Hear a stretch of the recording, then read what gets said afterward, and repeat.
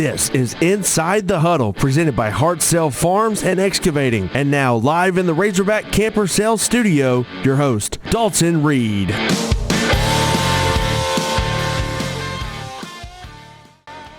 Ladies and gentlemen, welcome back to Inside the Huddle. We are here with Magnet Cove's head coach, Dean Adams, after this Backyard Brawl. The Panthers took care of business Friday night, 42-8.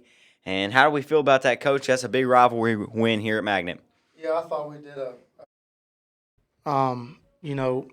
executing on offense, and obviously defense did a good job. We let one big play get us, and that's one thing I was proud of with the boys is when Poen scored that touchdown, we had a breakdown in our coverage, in our secondary, and instead of hanging their head, we talk about, sudden change, and they responded. They didn't let it get them down, and we kept battling away, and we made it a 42-8 ball game, and defensively we were good the rest of the night. It was really just that one play that busted us deep. But I was proud of the overall performance. I was very disappointed in our discipline, which we had 70 yards and 75 yards and penalties, I believe, and we had a couple of unsportsmanlike conduct, and that's what I tell the boys. It's just being mentally weak. You let somebody else manipulate you, and you let somebody else talk to you, and you just do with your pads where it's legal, and so that was disappointing. But overall, getting the win was exciting, and I thought we did a good job on offense as well, executing and scoring some points. But there again, first week. I was just a lot of little things that we did offensively that hurt us, and the penalties backed us up. And it's hard to convert when it's, 2nd and 30. And so now you're just playing field position, trying to get a punt off. And so, you don't give them good field position. Anyway, but overall, I was proud of the win, and I think our boys played hard, and they were physical. And so now, we're moving on, looking to Fordyce. Yes, sir, definitely looking on to Fordyce, but we have some stats here from the Poen game. We'll get them right after this break. Are you broke down on the side of I-30? Call Bailey's Towing and Recovery. Are you locked out of your car? Call Bailey's Towing and Recovery. Did you sink your truck in the deer woods? Call Bailey's Towing and Recovery.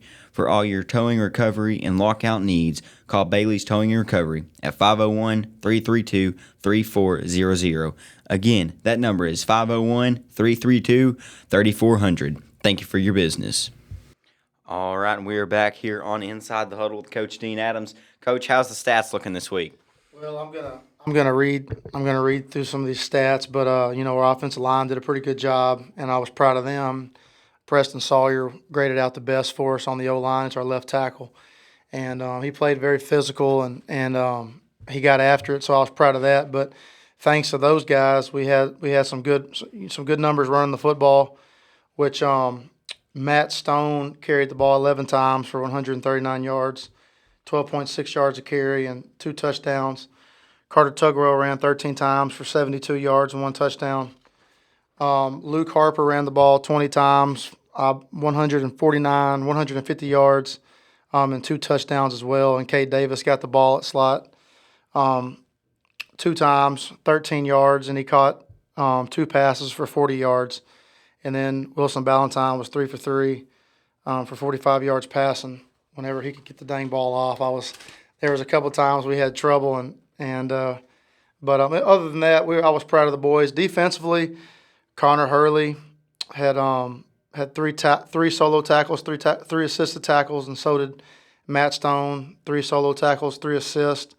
Hurley also got a quarterback sack, tackle for loss, and then Tabor Tanaka got a tackle for a loss.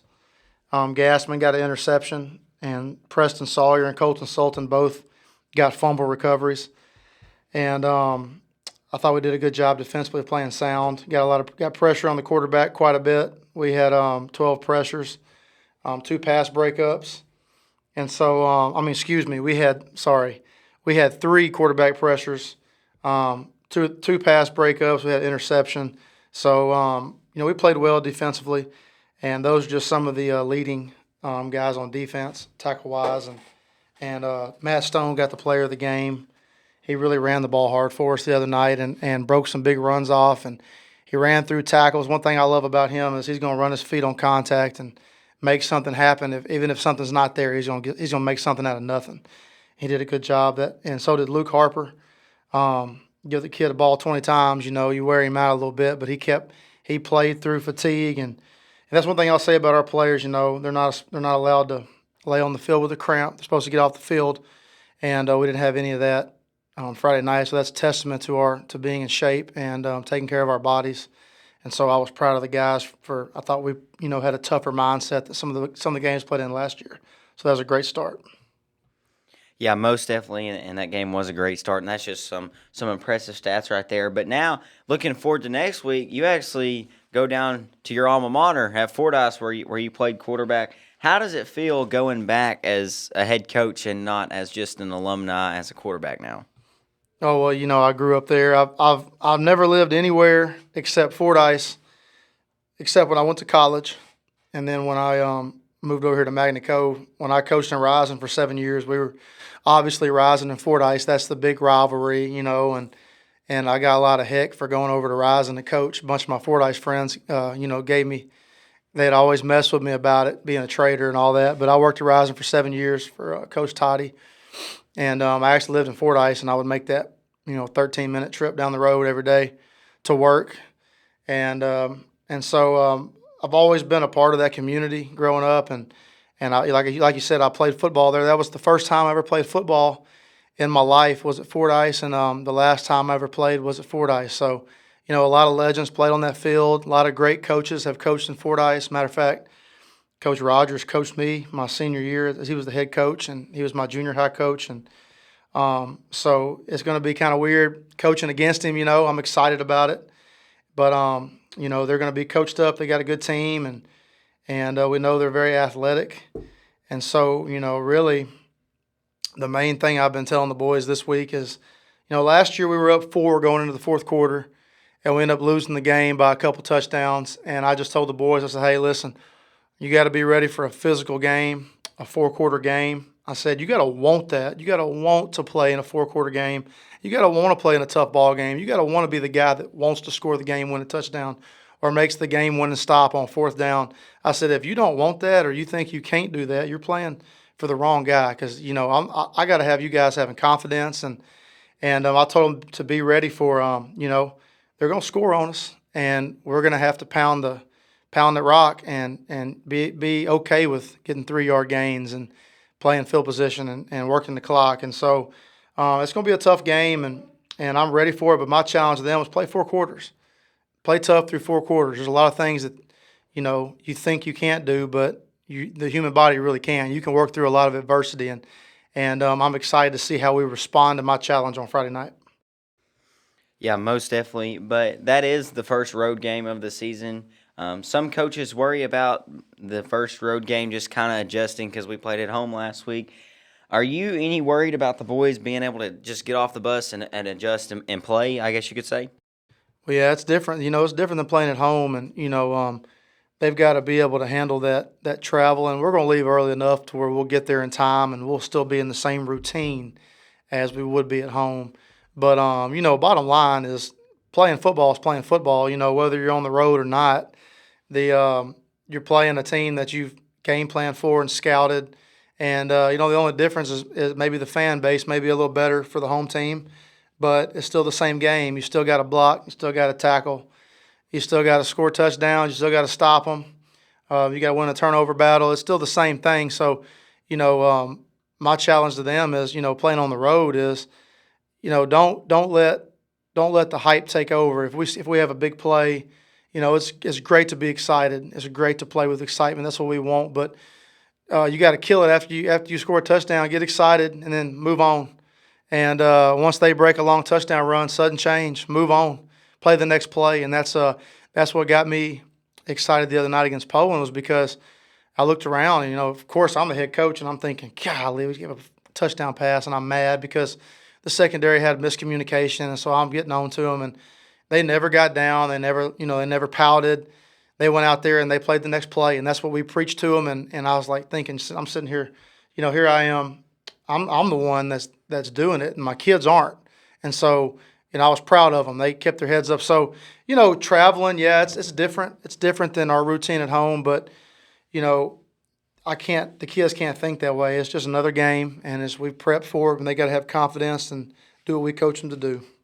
Yeah, most definitely. And like you said, it will be a very interesting physical and a four-quarter game here as the Panthers travel down Highway 9 to play Fordyce this week. But we will be back with a guest after this break. Hi, I'm Doug Johnson from Razorback Camper Sales. Our family has tried our very best to offer a premium RV dealership right here in Hot Springs, Arkansas. We want to earn and keep your business. Razorback Camper Sales has totally focused on being the best travel trailer, fifth wheel, and pop-up trailer dealer in the state. We are the true RV professionals in Arkansas. Our service is 5-star, our parts supply is endless. Razorback Camper Sales offers a very large selection of the most quality travel trailers in the industry, built by Forest River Incorporated. We are restocked with inventory and ready to handle your RV needs. Everything for having fun and camping is at Razorback Camper Sales. Best RV parts department in the state and a 5-star service department. So if you want to be treated the way you like to be treated, come see why our customers are always happy campers at Razorback Camper Sales in Hot Springs, or visit us at razorbackcampersales.com. All right. Well, it is time to call up the guest this week. This man is a very pronounced writer here in the state of Arkansas. He is working for Scorebook Live, and it will be interesting to see what Mr. Kyle Sutherland says, and here he is calling in right now. Yeah. Okay. All right. I figured out the hack to the system. It took me 2 weeks, but I figured it out. How are we doing today, Mr. Sutherland? Man, I'm busy but good. But man, I'm telling you, I'm glad you picked today, to be honest, because I needed a break to just talk about it this is much, like I was telling you, this is much better than writing about it or having to edit. So that's my favorite thing to do, is just talk about it. So yes, sir. I definitely like to talk about it myself, and I've got lots of things on the agenda, like I sent you earlier this week. How did you get into this? Because I read a little bit on your website about it. How did you get into all this media stuff you're into now? So kind of the short version of it is really, I've always wanted to do some sort of sports, like just some sort of sports media or be involved in it. I pretty much wanted to do that my whole entire life. And I was one of those weird kids that studied stats and studied former rosters and all that stuff. And people would tell me, your knowledge is, and I'm not, this is other people saying this. I never said this about myself. They'd say, your knowledge is off the charts. Why are you not in sports? They tell me that as an adult, and they tell me when I was a kid that, that's what I probably needed to look at doing. And I always kind of did want to do journalism, but at the same time too, we don't do this for the money. So that was sort of a concern when I went into college. So long story short there, I just basically got a degree in sociology, criminology that you can't do anything with, and did a bunch of different jobs, from working for Enterprise Rent-A-Car to the Enterprise Truck Division to Hearst Media, which that's the first time I actually got involved in any kind of media. But really just kind of started doing it independently at the end of 2016 when I was 26, and did some college stuff. And around that same time, from 2017 around then to 2020, right around when COVID hit, I lived in San Antonio and would do some various writing and podcasting. But then when I moved back to Arkansas in 2020, right around like basically when COVID hit, and about mid-March or so, I really wanted to dig into high school sports, and just happened to form a good relationship with my now boss, Nate Olson, who was getting the Arkansas market with SBLive going. This is now year 4 of a 5-year contract that we have signed with the AAA of being their digital content provider. So I've been with SBLive for almost 2 years now. It'll be 2 years full-time in February of 24.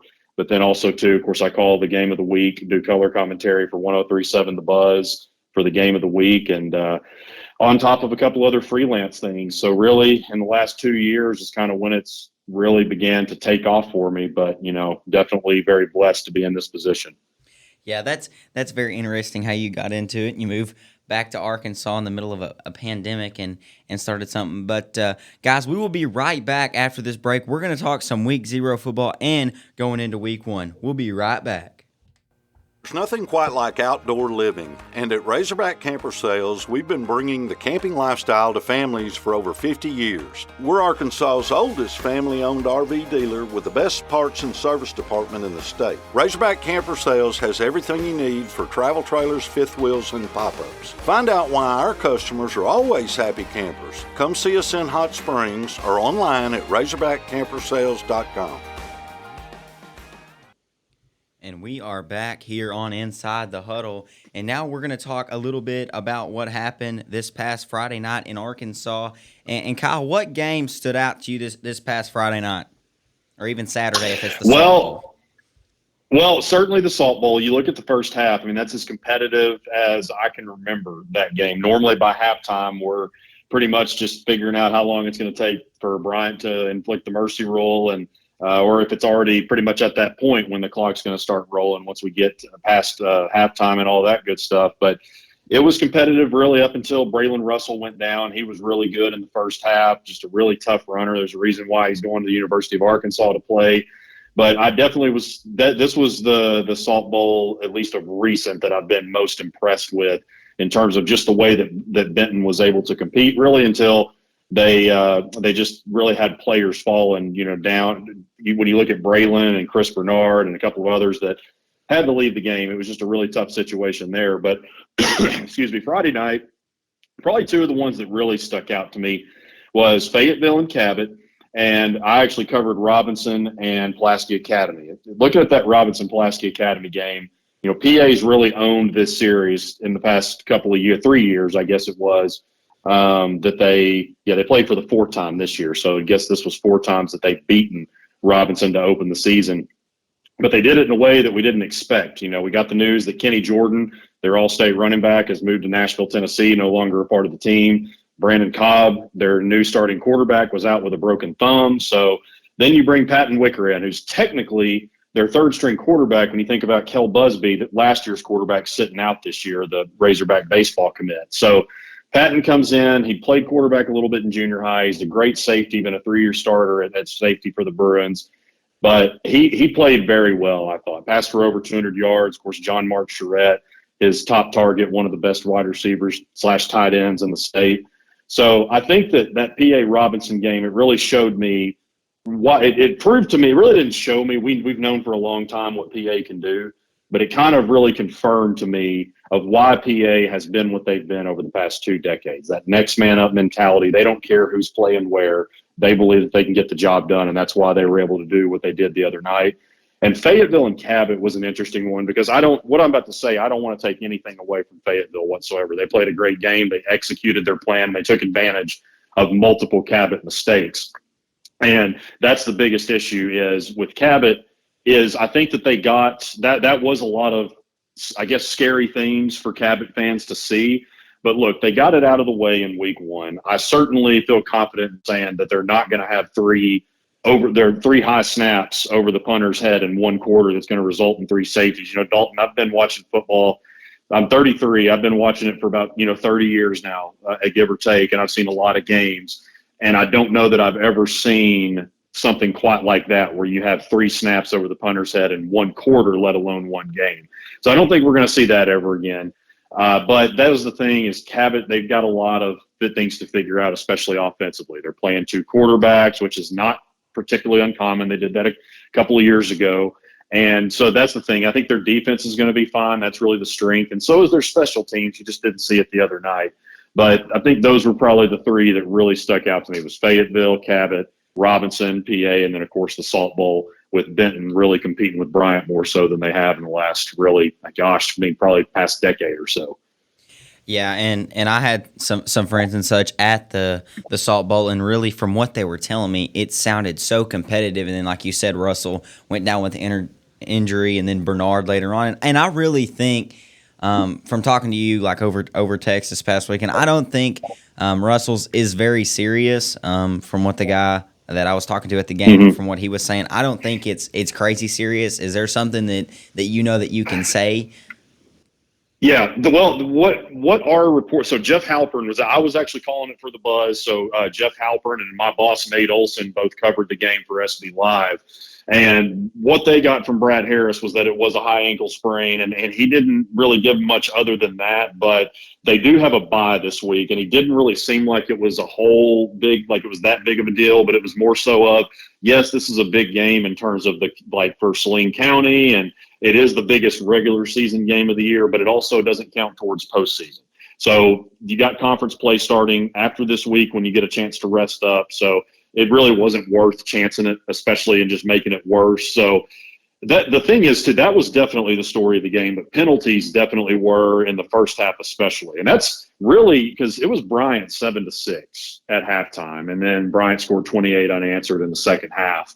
But I think really when you have those 2 touchdowns called back in a row like Bryant did, I mean, I kind of knew when we were Westmore and I called it on the buzz. And after that first one got called back, I said, Wes, they're about to go back to this. I guarantee you they're going to go back to Sean Rycrawl over the top because they know what they have there. And that's exactly what they did. And unfortunately, it was another penalty that called back. So it's first game stuff. And Dalton, one thing I've said a lot this week, and I think I maybe mentioned it a second ago, was just or maybe I mentioned it on a podcast I was talking with somebody on a little earlier, was that I think that the heat was more so maybe, and I say this as a former player who's played in 100+ degree heat multiple times, I think that hearing all the weather reports and just knowing how hot it was going to be, plus the grind of playing a new season when you get into those first games and cramps are standard, mistakes are standard, I do think that the heat got into the kids' heads a little bit. And I can't say that I blame them because that's all that they heard all week. That's all they saw on Twitter. That's all they saw on the news, if they listened to radio. So that was definitely a big thing for me. And that's on top of, I've always said, don't get too high or too low after week 0. You don't want to get too high or low after week 0 for those reasons that I just mentioned with the mistakes and the typical cramps of the hot weather. But we just had some extreme conditions that we really haven't seen in quite some time. Really, I guess, really on record that we know of as far as how hot it was. Yeah, it definitely was toasty Friday night. But I know you say you don't really want to judge too early, but around this, I kind of focus on 3A. So can you kind of give your thoughts on 3A, on like what you saw Friday night? Because the Glen Rose fell in double overtime to cross it. And then I know in our conference, us and Paris, Magnet Cove and Paris were the only 2 teams to win. The rest of them lost. Center Point took an absolute whooping to have. That was shocking. Yeah. I think that was probably the one that the Glen Rose game, I do think CrossFit's a really good program. They've been down. Now, I think Vincent Newton's going to do a really good job there. They won 3 of their last 4 games last year. Started off slow, and then they were able to get on a little bit of run there before they lost in the playoffs. But I think that CrossFit's going to be a much more improved team. But I also think, too, that Glen Rose, you can't buy too much. It was a 1-point loss. I think they're still going to be really good. But that Center Point, now Hackett, they weren't good last year. They won 8 or 9 games in 2021. But that's kind of the one that I'm just like, okay, is Hackett really good? Or maybe Center Point might be down. Center Point's been, and I've said this many times, they've kind of been that team that nobody really talks about in 3A that's really done well. I want to say close to 30 games they've won the last 3 years. And, of course, they had that upset over Charleston, a 4 over a 1 in the 2021 playoffs. So, they've had a lot of good history, particularly as of late. But I'm really interested to see what Center Point does from here. I do think, of course, that 3A-4 is likely – it's likely right now, even though Glen Rose lost, I would probably say – they're still probably the favorite, just super deep. They had a really good season last year. But the team that I was most impressed with in 3A, and I think probably most would agree with this, was Newport. What they did to Osceola, Coach Brian Reardon, he said after the game that he felt like they were maybe a little bit more conditioned than Osceola was. And I think if you go back and look at the film, that was the case. And Osceola still, I do consider them a contender. I'm not really thinking just because of what happened in that game, but I think probably Newport was the most impressive, and they've got another chance to make a really good statement against a Class 5A team in BB that I think is going to be really improved this year. That was only a 2-point game last year. BB beat them there. So that was probably, I would say, the most impressed that I've been as far as with the 3A team this week. And then you look at another one, another 4A versus 3A, Melbourne, kind of the Cinderella story of 3A last year. They got beat fairly badly by Bald Knob, and Bald Knob's been struggling within recent. So, is that kind of the case where Melbourne they did lose a lot, but are they maybe a little bit more down, at least of right now, because they're inexperienced, or is Bald-Knob going to take that next step forward? So, yeah, Newport really and like I said, I'm going to have a lot of eyes on that game this week. I think Boonville and Ozark has a chance to be a decent one. There's been times in the past, I want to say that Harding Academy and Camden Harmony Grove this week, another 4A and 3A matchup, looks pretty good, but looking at Harding Academy, the way they played against Valley View, even though I like Camden Harmony Grove a lot this year, I think that's probably going to be another lopsided matchup. That's just kind of how I see it, at least on paper. Yeah, I agree. I did see some of the stuff from the Harding Valley View game, and I think Harding will take that one by a lopsided thing. But back to your point on what you said with Centerpoint, we played at Centerpoint last year, and like you said, Centerpoint's one of those teams people don't talk about, but they're kind of, I guess you could say, sneaky good. They don't get a lot of the media attention in 3A4 because usually that goes to Bismarck and Glenrose.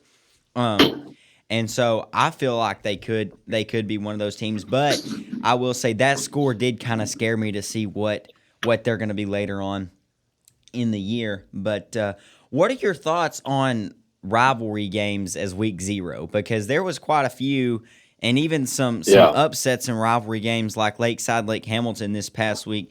Do you think it's good to play the rivalry games early, or like what are your thoughts on that? Well, you see, and obviously, if you want them to happen, sometimes you have no choice just because of like how the conferences are set up. It changing every 2 years. But personally, I love it because the thing about it is it's the first round of the playoffs and usually the first or second week of the season. Sometimes, or really not just sometimes, a lot of the times, there's going to be, some uneven teams, especially in the playoffs when you've got a 1 versus a 4 and such like that. And like I said, you will have the cases with Charleston and Centerpoint that I mentioned a second ago where you'll have the upsets. But I think, to kind of back to your original question, I think having rivalry games, because sometimes you see them in the playoffs as well, and then obviously in conference play, I think having them year-round is a great thing for football because it keeps you excited every single week, at least for something. And that's the thing about it is, we all get excited, whether you're from – no matter what part of the state you're from, everybody gets excited. Well, you guys down there, I'm not too far from you. I'm in Benton, so I'm not far from Magnet Cove at all. But we still get excited about Bentonville, Fayetteville, and Northwest Arkansas. And even though this rivalry hasn't been what it maybe have used to be, West Memphis and Marion, that's a great rivalry. And also, too, Fordyce has a lot of – Fordyce and Rison, that's the oldest rivalry. We actually did that for the Buzz last year. So I think that these big rivalries like that, and when you look at North Side and South Side, Fort Smith South Side won that game for the first time in 7 years the other night. A lot of excitement there. So I think that the state does a really good job of getting involved in a lot of these rivalry games, regardless if it's in non-conference play in week 0 or if it's in week 10, like we see a lot,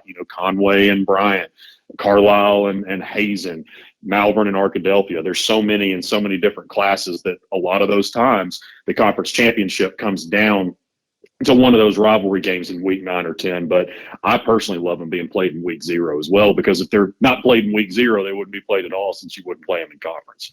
Yeah, and that's our thing with our rivalry is we play at week 0 because since we got bumped up to 3A and Poen stayed down in 2A, that's our only opportunity to keep that rivalry going, and I'm sure they'll renew that non-conference next year. But, so now we're going to talk a little bit about coaching changes. There was a lot. Yeah. A lot of coaching changes, and there were some big profile ones that made some moves. Obviously, Buck James leaving Bryant, going to Conway. And one that affected us at Magnet was Toddy leaving Rison and going to Win. And our former head coach, Caleb Carmichael, he headed down to Rison as we brought in Dean Adams. But what are your thoughts on some of these coaching changes this year? Because there's been close to 50 coaching changes. Yeah, there was 49. It was crazy. I think last year we've had 100 or so, like around 100 the last 2 years. And I know you're too young to remember when I don't know if you were even born whenever Barry Lunny Sr. went from Fort Smith Southside to Bentonville. I was in high school at that time, and that was like groundbreaking. And I would say that was the last time that we had like a coaching change in Arkansas high school football that shook the ground Like, and I've talked with Buck James quite a few times about this, and he kind of laughs about it when I say it was groundbreaking and all that stuff, but it's true, it was. And because that's massive news, a 5-time champion. Not only is Buck James a 5-time state champion in a row and counting, they've won 53 straight regular season, or 50 straight games against in-state competition. I mean, they're in the midst of continued history right now, and Buck goes and takes a new challenge. But then you look, the craziest thing about it, Dalton, to me, was the 7A Central had, 5 of 8 new coaches, and all of them have 7A Central ties. Obviously, Buck James is still at Conway, or goes to Conway. Buck James, and then Quad Sanders goes from Jonesboro back to Bryant. So Jonesboro promotes their defensive coordinator, Tyler George. Anthony Robinson goes to Central after being an assistant at Conway, and I think there's one more that I'm missing in there. But what I'm getting at is everybody was, as many changes as there were, there's really a lot of familiarity still. And that was kind of the way that I wrote my preview for 7A, was just, yes, there's a lot of change, but a lot of it's still the same in many regards. So I think, the Buck James one was big. And then you've also got Clay, like you said, Clay Toddy. Rising's going to have Clay Toddy, I think I was in first grade when he became the head coach at Rise. I was in first or second grade in 97. So this is going to be the first time in 25 years that they have a new coach, got a new, Caleb Carmichael around my age. He's a great dude, and I think he's going to do a good job down there. But also, too, Van Pascal, another legend. You look at, so Van Pascal and Clay Toddy are the two winningest active coaches in Arkansas high school football right now. Toddy, I believe he's got 242, and then Pascal's got 241. So who knows? They might pass each other this year, kind of depending on who goes. Or Pascal might end up passing Toddy. But just those right there. And whenever the Buck James news happened, all that stuff, I was actually on vacation. So I learned my lesson on going on vacation the week after the school year ends. But definitely a crazy summer. It kept my head spinning. I don't know that I've ever had my phone go more crazy than it did during coaching changes, but it was certainly a wild offseason in that regard. Yeah, and not even just football. We flipped every coach over here, like all of them, like basketball, softball, football. They all got flipped. I mean, it was crazy, and just like you said, like the high profile names. It's just, Conway this year with their quarterback and with Buck James, I feel like they're going to be pretty dangerous. Oh yeah, they are, and I mean they've gone to. That's the thing. See, Daryl Thimple, I always do that every time. Keith Thimple, his brother, he did a great job at Conway. Conway has been a quality program for many years. I mean, Kenny Smith, a good friend of mine that was there for many, many years. He took them to a state championship. They haven't won one since '67, but they are essentially in the same position for the most part that Bryant was when Buck took over. Now, when Buck took over at Bryant, they really couldn't get past the second round of the playoffs until 2 years later when they won that first state championship. Now, Conway, their thing is they just can't get past the semifinals, or at least they haven't been able to the last 3 years. I believe their last state championship appearance was 30 years ago in '93. So it's been a while since they've been actually even to the state finals to play for one.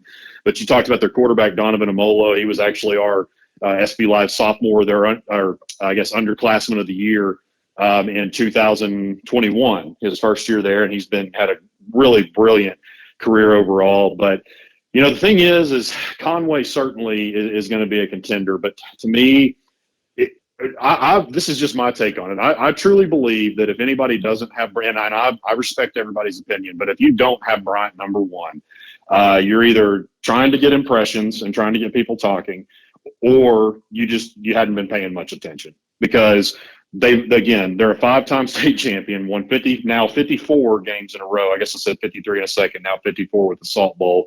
I'm not saying that they're going to win another state championship, but I am saying until we get to, even if let's say Bryant loses a game or two in the regular season, to me, they're the favorite to be the state champions again until somebody else either beats them in the finals or somebody knocks them out of the playoffs. As long as they still have a shot, they're my favorite, because they've proven time and time again.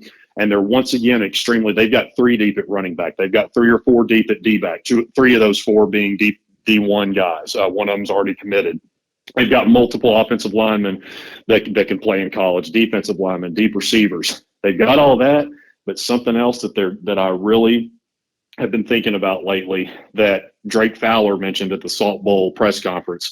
They feel like that they're doubted. I mean, this is a 5-time state champion that feels like that they are being doubted. They've been the favorite for the past half decade, but they feel like they're not getting any respect. And when you have a talented team like that feels like they're doubted, they're very dangerous.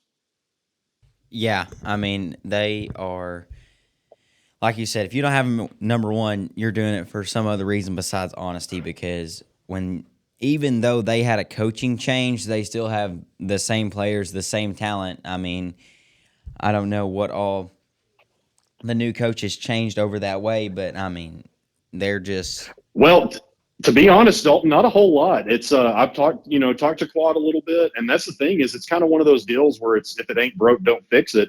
And he told me that everything's been just about the same as far as going from defensive coordinator to head coach. Now he's on the field now as opposed to being in the press box like he used to be. But I'll say this about Quad Sanders, and I've said it many times. I think he's as due. He was as due as anybody to be a head coach in Arkansas high school football. He's proved himself. He's been probably the best defensive coordinator over the past 5 years or however long he's been at Bryant. I know he's been the coordinator for all 5 of the state championship teams, but that's actually almost made me laugh some, to be honest with it, that some are doubting Bryant simply because it's Quad Sanders walking the sidelines and not Buck James. And look, Buck James is the best coach that we have right now. I'm not saying that that's not going to be a big loss. He's the best coach in Arkansas high school football right now. But I think anybody that has worked with him or even coached against him will tell you that Quad Sanders deserves to be on the sidelines as a head coach just as much as anybody out there right now. Yeah, most definitely. And like you said, even if Bryant does drop a couple games this year, they are still probably going to be number one at the end when it all shakes out, because they have absolutely loaded their schedule. And I mean loaded. Yeah.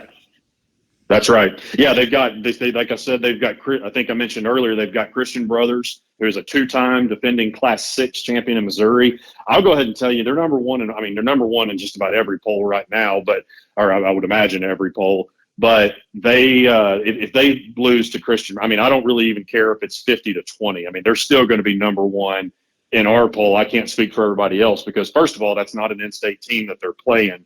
That'll probably be likely the best team that they're going to play this year. But then also, too, the next week, they've got a Parkview team that, in my opinion, is top 3 in the state right now. I've watched Parkview. Look, I've followed Brad Bolding for a long time. I played against him. I've known him for years and followed his career, even dating back to Mayflower when I played against him. And then he went to North Little Rock. And now since he's been at Parkview, the Bolding brothers together, those two, and his brother Bobby, obviously a legendary head coach in his own right, those two together, when you have that and Clay Bimberg, a great offensive mind, and all those athletes, it's really hard for me to imagine anybody in Class 5A stopping Parkview this year. And I think Parkview is going to give Bryant all that they want here in a couple of weeks. Yeah, that game I've definitely got circled. But like you said, I mean, that's a 5A team giving a 7A team all they can handle, in my opinion, because Parkview, I saw them last year. I've seen them a little bit on film this year. I mean, they are just absolutely loaded at every position. Yeah, they've got they're the one to really watch. I mean, they've got a lot of guys. Their quarterback is going to play at UC. Eric McGee, he's going to play at UCA. Ontario Elson is as talented as any wide receiver in the state. Amarian Robinson, though, he's just a step above. I mean, he's in that special category to me. If you're not familiar with him, he's an incredible defensive back. He is, I mean, by far the best punt and kick returner in the state, in my opinion. His freshman year, he played with Parkview. Now, keep in mind, his freshman year, Parkview was still playing in 6A. So you're playing Benton, Greenwood. I mean, you're playing pretty much some of the best. And he's a freshman, and he had 6 touchdowns. All of them were either an interception return or a punt return, I mean, maybe even a kick return.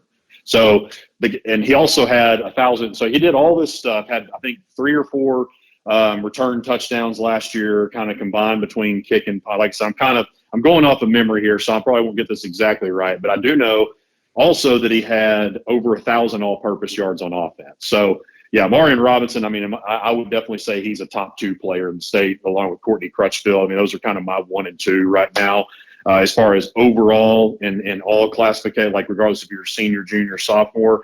But, yeah, Marion Robinson, I mean, he's kind of in that special category to me, and then they've got a lot of great players along with him. Yeah, they are definitely loaded. Now, I'll be curious to see how that game honestly shakes out, because I believe the game is at Bryant, if I'm If I'm not That's correct. mistaken. Yes. Okay. Yeah. Yeah. And then CBC comes to Bryant too. So Bryant, I mean, they could pull off the Christian Brothers upset. I mean, it's at home. You have home field advantage, but you've got a two-time state title coming down from another state. I mean, that's big having it at home for sure. And I was actually there in 2020 when they played Trinity Christian, which that was the last game that Deion Sanders. It's pretty crazy. That was probably one of the most starstruck I've ever been. I was about 15 feet from Deion Sanders, and I've had the very great opportunity to talk to some fairly high profile athletes, but never anywhere close to prime. And I'm honestly not crazy about the guy, but I do respect his game. I'm unfortunately a diehard Cowboys fan since birth, so of course I watched him when I was a really little kid. Don't remember that a whole lot, but that was pretty cool to see that. But the game, on top of him being there, was even much better. Of course, Bryant honestly. They kind of stole one. They didn't play very well. Trinity honestly outplayed them, but they found a way to get it done, and they pulled it out on top. And then, of course, in 2021, they played Longview, the Longview Lobos, really good Texas program. And it was really, they lost 24-21. It really came down to two plays. Two plays that just their receiver that I believe is now at Alabama just kind of got over the top and made a play. And then last year, they didn't get a chance to play Denton Ryan in Shreveport because that game got rained out. And me personally, I think if they would have beaten Denton Ryan and then continued to go undefeated, they'd be ranked in the nation right now. But if they beat Christian Brothers and then, of course, Parkview, if they go undefeated this year, I do think Bryant's going to finish in the top 25 nationally. That would be the first time I want to say since 2020. Yeah, and I don't mean to put you on the spot here because I didn't have this in the Google Doc I sent you, but what are your thoughts? I know Arkansas teams went 4-0 against Oklahoma teams in week 0. What are your thoughts on out-of-state competition? Because Prescott goes to McAllister this week, and we've got a couple other out-of-state games like that Bryant game. What are your thoughts on teams in Arkansas playing the out-of-state competition in non-conference? No, and I'm glad you did put me on the spot because I love answering this question and I love talking about it. So I mentioned earlier that I lived in Texas for 3 years. So you can imagine the amount of times people mess with me and also, too, you got to remember, I was in San Antonio during the Chad Morris years. Need I say more? So it was a rough time to be a Razorback fan. Of course, Texas high school football is like a second religion there. You literally have to experience it to understand just the pageantry of it and everything. It's undescribable, unable to describe it. You just can't. But I love it when we play other teams and we beat the brakes off of them or just beat them in general. Like, I love seeing that Bentonville goes and just destroys Broken Arrow. And then, of course, Bentonville West beats Booker T. And then Greenwood got the revenge on Stillwater, the defending 6A champions out of Oklahoma. I take a lot of pride because, look, Arkansas is a place that is so overlooked by Texas, by all of our surrounding states. We're nothing but a little brother. So I think it's probably just the competitive edge in me that I just want to kick other people's butts from other states. So I personally love it when that happens. And I think that we're going to continue to see some out-of-state games because there's these, the higher teams that are successful every year. They're going to want to get, let's just call it what it is. They're going to want to get better competition than some of the teams that we do offer in Arkansas. Again, I love every team. I love our state, but the reality of it is, as personal as I take it when people talk down on Arkansas, we don't have, as far as across the board, we don't have the kind of football that like the Tulsa area has, or certain parts of Texas, especially Louisiana, even Tennessee. So it's great, in my opinion, whenever we do go play those games, especially, you'll do that in the non-conference play before you kick off your conference play, or even during COVID, we saw teams playing out-of-state teams during the middle of the season just because they were trying to fill a game. But all in all, I think it's a great thing, and I know that it's going to keep happening, and I love that. Yeah, most definitely. And like you said, it brings more competition when you have the bigger schools like the 6 and the 7. And, it's crazy. Like, Prescott has basically – they've had a major part in 3A, and, now – They had a home and away with Homer last year, Homer, Louisiana last year and the year before, yeah. And now they go to McAllister, and then there was another one up here. I believe Hackett plays an Oklahoma school this week too, I believe. I haven't seen Hackett's schedule, but it would make sense. I mean, they're right there on the line, so that would definitely make sense. I have not looked at that one yet. I am looking at it right now. Yes, they play. I'm gonna butcher this name. Pocola, Oklahoma. Pecola. Yeah, Pecola. Yeah, they play Yeah. Pecola this week. So Okay. that'll Okay. be So another one, interesting yeah. to see what Hackett does after the absolute butt whooping of Center Point, if they can take that to Pecola, because it's at Pecola.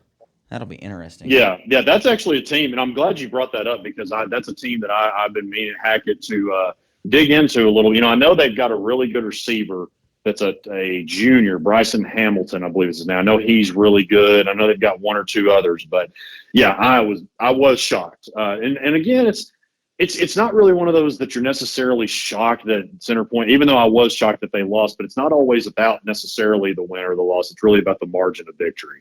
And when I saw that, I'm just like, whoa, okay, what's going on? Because I really don't think Center Point – they did lose Jace Clark. That was huge with their running back, linebacker.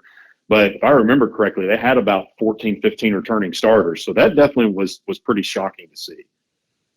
Yeah, that was very shocking. And Jace, he was an amazing player down there when we went and played him last year. I mean, he absolutely took it to our defense, and he was a very well-rounded linebacker also. But, I mean, I'm in the same stance as you are on this out-of-state play. I really think it brings a lot to the state because we are overlooked by our neighboring states. When you have Texas and Louisiana right below you, probably besides California and maybe a couple Northeast states, the two biggest high school states in the entire U.S., in my opinion. Yeah, and I'll tell you, like I said, just experiencing Texas, it's just like I had heard about just going to a state championship and, of course, watched Friday Night Lights and just heard about watched the show and the movie. But when I went to – so I went and saw Westlake. The first one that I ever went to was a quarterfinal playoff game between Westlake, which is outside of Austin, where Drew Brees went. There's been multiple Sam Ellinger, that went to Texas. There's a lot of quarterbacks that have come out of there. And the quarterback for Clemson now, Cade Klubnik, I believe is how you pronounce his last name. He was a sophomore. And, I mean, this guy's just throwing dime after dime after dime. You got one-handed catch after one-handed catch. And it's essentially in Texas, for every Braylon Russell or for every Courtney Crutchfield, there's multiple of those when you look at all kinds of – and also Florida and Louisiana. Even, I'll tell you another underrated part of the state is Georgia. That's a very fertile recruiting ground. And also, too, the D.C. area, the Washington, D.C. area, I think is very underrated. But you think about it, most of those that I just mentioned, it's southeastern country, so it's kind of what we're surrounded by. And that's it's a fun little thing whenever Arkansas can go in somewhere. I know that we played a lot of tennis. PA used to play Pulaski Academy. They used to play Ravenwood, Tennessee every year, beat them a couple of times. I know that they play out of state. They play Madison Ridgeland this weekend, Academy out of Mississippi for the third year in a row. That's another out-of-state game. Of course, it's going to be here, but an out-of-state team coming in. So I covered that one in 2021. Was a really fun matchup. So, yeah, it is great, though. It's great to see these cross-state competitions. Yeah, and I was actually just pulling up that PA game, but I remember they played Ravenwood. I don't know if you watched the overtime series they did on PA 2 or 3 years ago. Oh, yeah. Yeah. Oh, yeah. But they went and played Ravenwood in that. But I'll say it again, I do love the cross state competition because I think it brings a lot to both states competing. I have one more question for you. Magnet plays at Fordyce this week. I know you may not have much information on both of those teams, but can you kind of give your thoughts on that game since we're here at Magnet? So the thing about it is with those two teams is when Magnet Cove's in a fairly good position because I think that since there has, what was it last year, 5-6 or somewhere around 500. So they're kind of a team that nobody is really thinking about, which is a good thing, I think, in this case, because that tends to be look last year. Look at Carlisle. Look at Catholic. Nobody was talking about them before the season started, but then those two ended up being two of the more surprising teams in the entire state, from Class 6A and Class 2A. So I think that is a little bit of an advantage to Magnet Cove because a lot of people don't know. I'm not saying that they're going to go on a state championship run, but I'm just saying when a lot of teams and coaches don't really know about you, that's a good thing. But then you look at Fordyce, and I do feel like that last year was kind of their rebuilding year. I think that they're definitely going to have a much better season this year. I'm not quite sure they'll be back to state championship status. I feel like that's probably going to be next year, seeing as though they have a lot of like juniors and sophomores that played as freshmen and sophomores. But I feel like that Fordyce is definitely going to be one of the more improved teams in Class 3A, kind of like what I was talking about with Bryant. That's a talented team that feels like they're doubted. That's pretty much where Fordyce is right now. They've got just about everybody coming back from last year. Again, they had not a down season, but definitely down compared to what they were used to the previous 3 years. So I think that is definitely a team on a mission. But then you've got also, too, like I said, Magnet Cove, it's still kind of got that element of surprise. Yeah, most definitely. And it'll be interesting. And I've never personally been to Fordyce, but I figure that's got to be a pretty tough place to play in the state of Arkansas.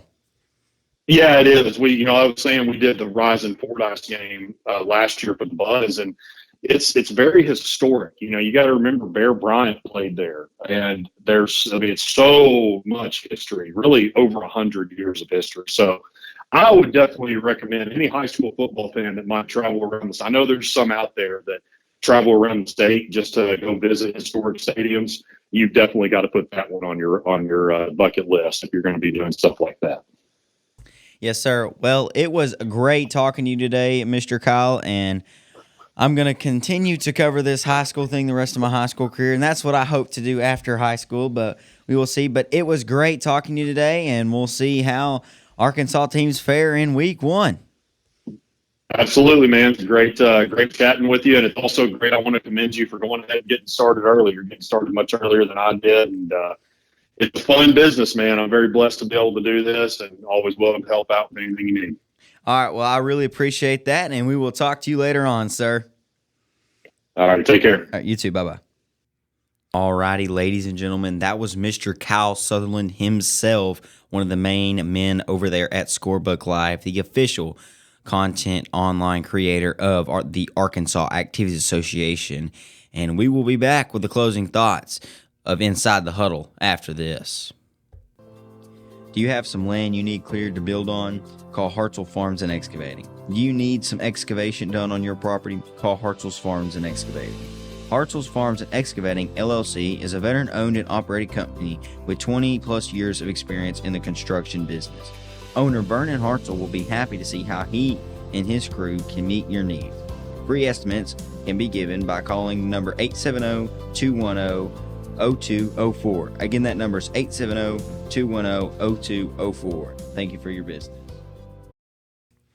All righty, ladies and gentlemen, it has been a great week to talk Natural State football. We had a great, lengthy conversation with Kyle Sutherland from SBLive, and we will have an amazing guest next week. I don't really want to give away who it is, but we will say it is a well-known name in Arkansas high school football. He is a person that I've looked up to for years and just an all-around great person. It ought to be interesting next week here on Inside the Huddle. But the Panthers travel down Highway 9 this Friday night and face the Fordyce Redbugs. So Panther fans, get in the car, travel down Highway 9, and we will see y'all next week on Inside the Huddle.